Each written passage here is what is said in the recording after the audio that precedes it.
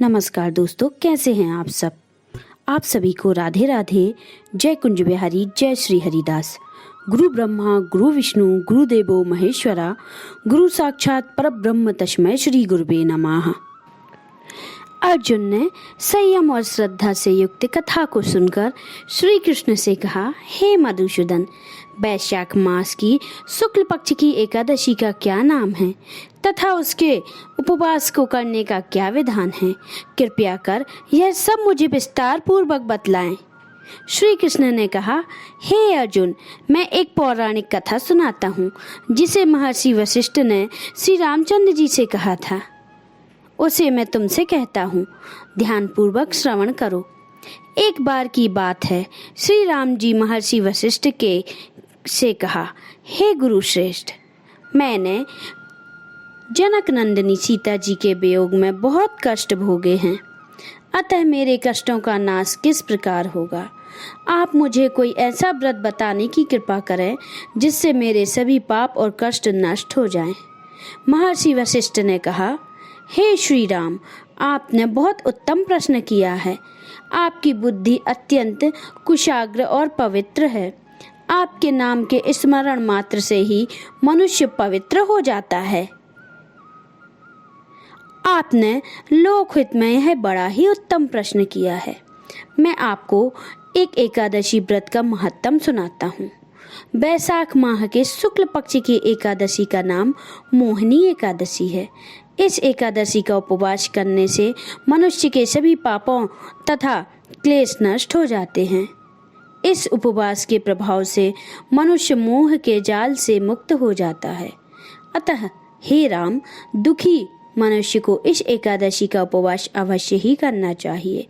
इस व्रत के करने से मनुष्य के सभी पाप नष्ट हो जाते हैं। अब आप इसकी कथा को श्रद्धा पूर्वक सुनिए। प्राचीन समय में सरस्वती नदी के किनारे भद्रावती नाम की एक नगरी बसी हुई थी। उस नगरी में यदुतमान नाम का एक राजा राज्य करता था। उसी नगरी में एक वैश्य रहता था जो धन धान्य से पूर्ण था। उसका नाम धनपाल था। वह अत्यंत धर्मात्मा तथा नारायण भक्त था।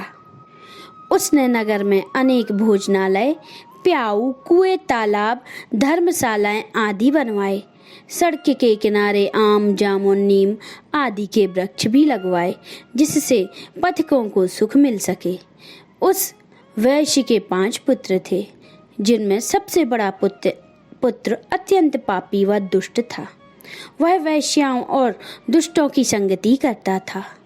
इससे जो समय बचता था उसे वह जुआ खेलने में व्यतीत करता था। वह बड़ा ही अधर्म था और देवता, पितृ आदि किसी को भी नहीं मानता था। अपने पिता का अधिकांश धन वह बुरे व्यसनों में ही उड़ाया करता था। मदपान करना, मांस का भक्षण करना उसका नित्य कर्म था। जब काफी समझाने बुझाने पर भी वह सीधे रास्ते पर नहीं आया तो दुखी होकर उसके पिता, भाइयों तथा कुटुंबियों ने उसे अपने घर से निकाल दिया और निंदा करने लगे। घर से निकालने के बाद वह अपने आभूषणों तथा वस्त्रों को बेचकर अपना गुजारा करने लगा। धन नष्ट हो जाने पर वैश्याओं तथा उसके दुष्ट साथियों ने भी उसका साथ छोड़ दिया। जब वह भूख प्यास से व्यथित हो गया तो उसने चोरी करने का विचार किया और रात्रि में चोरी करके अपना पेट पालने लगा। लेकिन एक दिन वह पकड़ा गया, किंतु सिपाहियों ने वैश्य का पुत्र जानकर छोड़ दिया। जब वह दूसरी बार पुनः पकड़ा गया तब सिपाहियों ने भी उसका कोई लिहाज नहीं किया और राजा के सामने प्रस्तुत करके उसकी सारी बात बताई। तब राजा ने उसे कारागार में डलवा दिया। कारागार में राजा के आदेश से उसे बहुत कष्ट दिए और अंत में उसे नगर छोड़ने के लिए कहा गया। दुखी होकर उसने नगर अब वह जंगल में पशु पक्षियों को मारकर पेट भरने लगा। फिर बहेलिया बन गया और धनुष बाण से जंगल के निर्जीव जीवों को मार मार कर खाने लगा और बेचने लगा। एक बार वह भूख और प्यास से व्याकुल होकर भोजन की खोज में निकला और कौटिन्य ऋषि के आश्रम में जा पहुंचा। एक दिन वैशाख का महीना था। कौटिन्य मुनि गंगा स्नान करके आए थे। उनके भीगे वस्त्रों के छींटे मात्र से इस पापी को कुछ सद्बुद्धि प्राप्त हुई। वह अधम ऋषि के पास जाकर हाथ जोड़कर कहने लगा, हे महात्मा, मैंने अपने जीवन में अनेकों पाप किए हैं। कृपया कर आप उन पापों से छूटने का कोई साधारण और बिना धन का उपाय बतलाएं।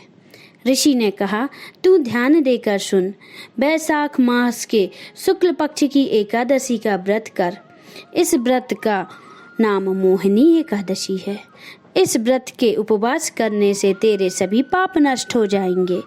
ऋषि के वचनों को सुनकर वह बहुत प्रसन्न हुआ और उनकी बतलाई हुई विधि के अनुसार उसने मोहिनी एकादशी का व्रत किया। हे श्री राम, इस व्रत के प्रभाव से उसके सभी पाप नष्ट हो गए और अंत में वह गरुड़ पर सवार हो विष्णु लोक को गया। संसार में इस व्रत से उत्तम कोई दूसरा व्रत नहीं है। इसके महत्तम और श्रवण व पठन से जो पुण्य प्राप्त होता है वह पुण्य 1,000 गोदान पुण्य के बराबर है। कथा सार। प्राणी को सदैव संतों का संगत करनी चाहिए। संतों की संगत से मनुष्य को न केवल सद्बुद्धि प्राप्त होती है अपितु उसके जीवन का उद्धार हो जाता है। पापियों की संगत प्राणियों को नरक में ले जाती है। श्रीमन नारायण नारायण हरि हरि, श्रीमन नारायण नारायण हरि हरि, भजमन नारायण नारायण हरि हरि, भजमन नारायण नारायण हरि हरि। जय श्री कृष्णा भक्तों, बांके बिहारी लाल की जय। तो बताइए दोस्तों, कैसी लगी आज की हमारी ये कथा आपको हमारी कथाएं पसंद तो आ रही है ना? तो जल्दी से हमारे चैनल को सब्सक्राइब कर लें अगर आपने सब्सक्राइब नहीं किया है, और बेल आइकन को प्रेस करें जिससे हमारे आने वाले वीडियो आपको जल्दी जल्दी मिलते जाएं। और हमें कमेंट करके ज़रूर बताएं कि आपको हमारी कथाएं कैसी लग रही हैं, जिससे हम आगे भी आपके लिए नई नई कथाएं लेके आ सकें। नमस्कार।